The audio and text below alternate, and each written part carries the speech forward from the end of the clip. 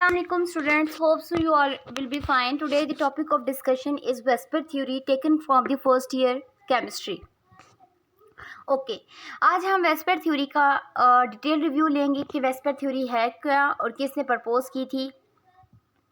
आज हम इसके बारे में कंप्लीट हम लोग स्टडी करेंगे। ओके वेस्पर थ्योरी है क्या? Valence shell electron pair repulsion theory. अब वेस्पर थ्योरी में किन चीज़ों को लेके इनका ऑब्जेक्टिव क्या था, इसे क्यों प्रपोज किया गया है, ये इस थ्योरी में किस चीज़ पे काम किया गया है, हम वो चीज़ देख लेते हैं। Vesper theory is good enough to explain the following molecular geometries and bond angle.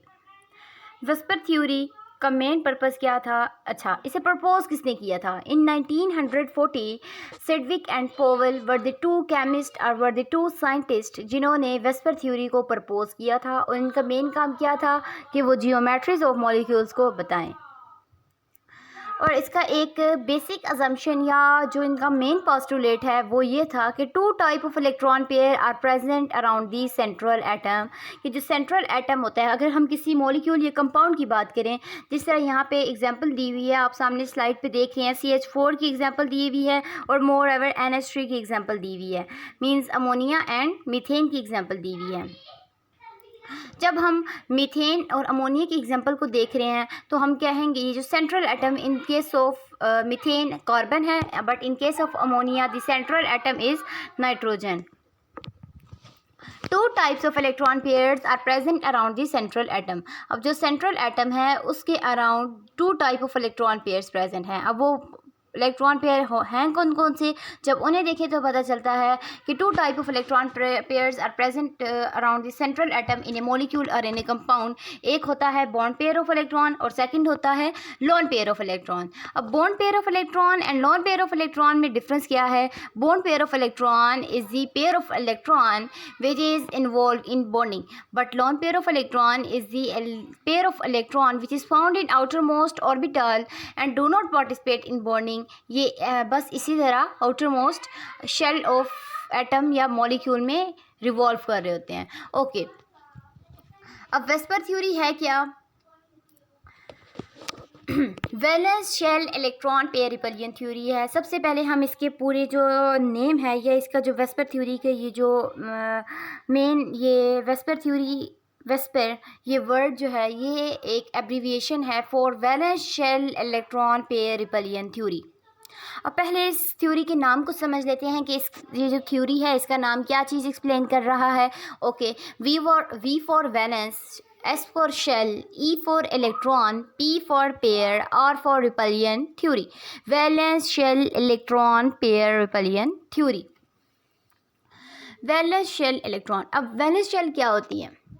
Valence shell वो शेल होती है जो किसी भी एटम के या मॉलिक्यूल का आउटर मोस्ट शेल होता है।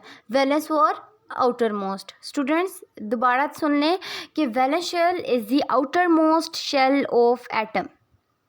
इलेक्ट्रॉन पेयर, अब हमने बात की है कि किसी भी एटम के आउटर मोस्ट शेल में two type of pair of electrons होते हैं। एक इनमें होता है बॉन्ड पेयर ऑफ इलेक्ट्रॉन और एक होता है lone pair of electron. Okay, repulsion का क्या मतलब है? आपको पता है कि सेम चार्जेस एक दूसरे को रिपेल करते हैं। जब एक सेम शेल ऑफ एटम में इलेक्ट्रॉन प्रेजेंट होंगे और इलेक्ट्रॉन्स चाहे बॉन्ड पेयर की फॉर्म में प्रेजेंट हैं मींस बॉन्डेड हैं, चाहे लोन पेयर की फॉर्म में प्रेजेंट है मींस बॉन्ड नहीं बनाया हुआ, दोनों केस में इलेक्ट्रॉन तो इलेक्ट्रॉन है मींस उस पर चार्ज तो नेगेटिव है, तो क्या होगा? नेगेटिव चार्ज एक दूसरे को रिपेल करेंगे। तो क्या है कि जो वैलेंस शेल ऑफ एटम है वो उसके जो वैलेंस शेल ऑफ एटम में जो इलेक्ट्रॉन पेयर प्रेजेंट हैं उनके दरमियान में जो रिपल्शन की फोर्सेस हैं उसकी वजह से जो जियोमेट्री बनती है किसी भी एटम की, किसी भी मॉलिक्यूल की या किसी भी कंपाउंड की, उसको किस वेस्पर थ्योरी ने एक्सप्लेन किया है। और फिर रिवाइज करते हैं स्टार्ट से कि वेस्पर थ्योरी को प्रपोज किसने किया था। VSEPR theory was propose by Sidgwick and Powell were two chemist in 1940। क्या चीज़ एक्सप्लेन की थी? Geometries of molecule on the basis of the repulsion between the electron pairs which are present in the valence shell. Okay, आगे हम चलते हैं। आगे इधर मेन पॉइंट क्या दिया हुआ है कि most important factor in determining geometry is relative repulsion between electron pair के जो किसी भी ज्योमेट्री ऑफ एटम और मॉलिक्यूल को बताने के लिए सिडविक एंड पोवेल ने जो मेन फैक्टर बताया था वो ये था कि कोई भी ज्योमेट्री ऑफ एटम और मॉलिक्यूल को जब हम बताते हैं जो मेन फैक्टर इन पे असरअंदाज होता है वो क्या होता है, इलेक्ट्रॉन पेयर्स की रिपल्शन। ओके, नेक्स्ट देखें पोस्टुलेट्स ऑफ वेस्पर थ्योरी की तरफ हम चलें तो हम one by one her postulate को हम स्टडी करेंगे कि क्या सिडविक एंड पोवेल ने वेस्पर थ्योरी को किस तरह पोस्टुलेट्स में डिस्क्राइब किया। ओके, नंबर 1 पोस्टुलेट की तरफ जाएं तो सबसे पहला पोस्टुलेट ये लिखा हुआ है कि the shape of the molecule is determined by the repulsion between the all the electron pairs, कि जो शेप ऑफ मॉलिक्यूल है उसे हम किस तरह डिटरमिन करते हैं, by the repulsion between all the electron pairs. Shape of molecule में जो सबसे मेन रोल होता है वो किसका होता है, वैलेंस शेल में जो इलेक्ट्रॉन पेयर्स प्रेजेंट होते हैं और उनके दरमियान में जो रिपल्शन की फोर्सेस होती हैं उनका किसी भी शेप ऑफ मॉलिक्यूल को बताने में एक बहुत इंपॉर्टेंट रोल होता है। ओके, और नेक्स्ट हम चलें तो हमें सेकंड पोस्टुलेट की तरफ कि a lone pair of electron occupies more space than bond pair, कि जो लोन पेयर ऑफ इलेक्ट्रॉन होता है, अब लोन पेयर ऑफ इलेक्ट्रॉन मैं पहले एक्सप्लेन कर चुकी हूँ कि कौन सा होता है। लोन पेयर ऑफ इलेक्ट्रॉन वो इलेक्ट्रॉन होता है जो कि outer most shell of atom में प्रेजेंट होता है but do not participate in bonding. अब यहाँ लिखा हुआ है कि जो लोन पेयर ऑफ इलेक्ट्रॉन है वो ऑक्यूपाई करता है more space than the bond pair. Okay student, ये सेकेंड पोस्टुलेट है, it is very important.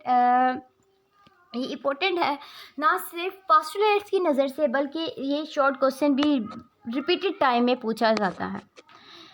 Okay, इसकी रीज़न देख लेते हैं कि why lone pair occupies more space than the bond pair. अब हमें पता है कि बॉन्ड पेयर ऑफ इलेक्ट्रॉन कौन सा इलेक्ट्रॉन पेयर है जो बॉन्डेड में पार्टिसिपेट होता है, और फिर जो बॉन्ड पेयर है जब ये बॉन्डिंग में पार्टिसिपेट होता है तो हमें पता है कि जिन एटम या मॉलिक्यूल के साथ ये बॉन्ड बनाता है, दो एटम या दो मॉलिक्यूल के साथ ये बॉन्ड बनाता है, तो क्या है कि ये दो एटम के न्यूक्लियस या दो मॉलिक्यूल के न्यूक्लियस से अट्रैक्टेड होता है।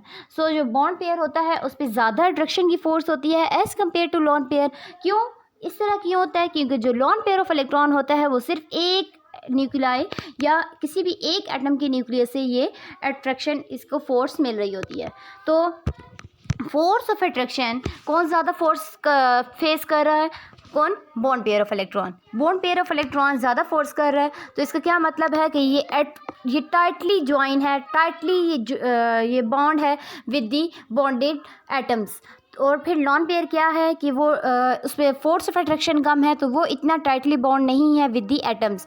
सो क्या है कि लोन पेयर है वो मोर स्पेस एग्जिबिट करते हैं, मोर स्पेस ऑक्यूपाई करते हैं as compare to the bond pairs.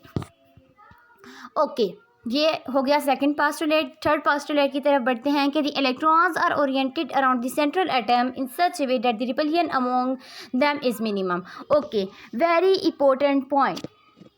ये पॉइंट क्या कहता है कि जो इलेक्ट्रॉन्स हैं, इलेक्ट्रॉन्स को आउटर मोस्ट शेल में इस तरह अरेंज किया जाता है, इलेक्ट्रॉन पेयर्स को। इलेक्ट्रॉन पेयर्स में दो तरह के पेयर आ जाते हैं, bond pair and electron pair. इन दो पेयर ऑफ इलेक्ट्रॉन को आउटर मोस्ट शेल में किसी भी एटम के इस तरह अरेंज किया जाता है कि उनके दरमियान जो रिपल्शन की फोर्सेस हैं उनको मिनिमाइज़ किया जा सके, क्योंकि जितनी रिपल्शन की फोर्सेस कम होंगी उतना ही कोई भी स्ट्रक्चर एक्यूरेट होगा। ओके, फोर्थ पॉइंट की तरफ चलें तो हमें क्या पता चलता है, magnitude of repulsion among various electron pair का पता चलता है। अच्छा, सबसे पहले सबसे ज़्यादा जो रिपल्शंस होती हैं वो लोन पेयर में होती हैं। फिर जो हमारे पास मैग्नीट्यूड ऑफ रिपल्शन है, लोन पेयर बॉन्ड पेयर में होती हैं और बॉन्ड पेयर में होती हैं। रिपल्शन की फोर्सेस का मैग्नीट्यूड के बारे में बताया गया है। फिर फिफ्थ पॉइंट में भी the magnitude of repulsion between bond pair of electron depend upon the electronegativity difference between central atom and bonded atom. Okay, magnitude of repulsion between bond pair of electrons depend upon the electronegativity difference between central atom and bonded atom. Okay, उसके बाद बताया गया है कि bond pair जो electron का pair होगा उनके दरमियान जो रिपल्जन होगी वो दो चीज़ों पर डिपेंड कर रही होती है। एक तो electronegativity difference between central atom and bonded atom. Bonded atom और सेंट्रल एटम जो होगा, जिस तरह NH3 के केस में N और H अमोनिया एंड हाइड्रोजन के दरमियान में जो इलेक्ट्रोनेगेटिविटी डिफरेंस आएगा उस पर डिपेंड कर रहा होगा कि कितनी ज़्यादा इनके दरमियान में मैग्नीट्यूड ऑफ रिपल्जन है। Okay, triple bond cause more repulsion than double bond. Similarly double bond cause more repulsion than single bond. Okay, एक लास्ट पॉइंट जो कि फर्स्ट ईयर की बुक में दिया हुआ है बट यहाँ स्लाइड पे मिसिंग है, उसको फर्स्ट ईयर स्टूडेंट्स अपनी बुक से आप नोट डाउन कर लें कि यहाँ पे ये बताया गया है कि जिस तरह के सिंगल बॉन्ड अब क्या है कि कोवलेंट कंपाउंड जो होते हैं उनमें सिंगल बॉन्ड भी होता है, डबल बॉन्ड भी एग्जिस्ट करता है एंड ट्रिपल बॉन्ड भी एग्जिस्ट करता है। बट जब हम लोग किसी भी मॉलिक्यूल की शेप को बताना शुरू करते हैं तो हम सेकंड जो डबल बॉन्ड होता है और ट्रिपल बॉन्ड होता है उसे हम सिंगल बॉन्ड ही कंसीडर करते हैं। क्यों कंसीडर करते हैं? क्योंकि single bond, triple bond, single bond हो या ट्रिपल बॉन्ड हो या डबल बॉन्ड हो, कोई मसला नहीं है, तीनों किस्म के बॉन्ड सेम स्पेस ऑक्यूपाई करते हैं। तो ज्योमेट्री ऑफ मॉलिक्यूल को बताने के लिए डबल और ट्रिपल बॉन्ड को सिंगल बॉन्ड ही कंसीडर किया जाता है। Okay students, this is all about VSEPR theory. VSEPR theory propose किसने की या इस थ्योरी का मेन ऑब्जेक्टिव, बेसिक अजम्पशन क्या है, उसके बाद हमने पोस्टुलेट्स को स्टडी किया। उसके बाद हम लोग नेक्स्ट आने वाली वीडियो में देखेंगे कि किस तरह के स्ट्रक्चर्स और किस तरह की ज्योमेट्रीज को बताया था और क्या एंगल्स दिए थे। Okay, this is all about VSEPR theory और stay connected, kindly subscribe my channel ताकि आप आने वाली नेक्स्ट एजुकेशनल वीडियो से आगाह हो सकें। Okay, thanks for watching. अल्लाह हाफिज़।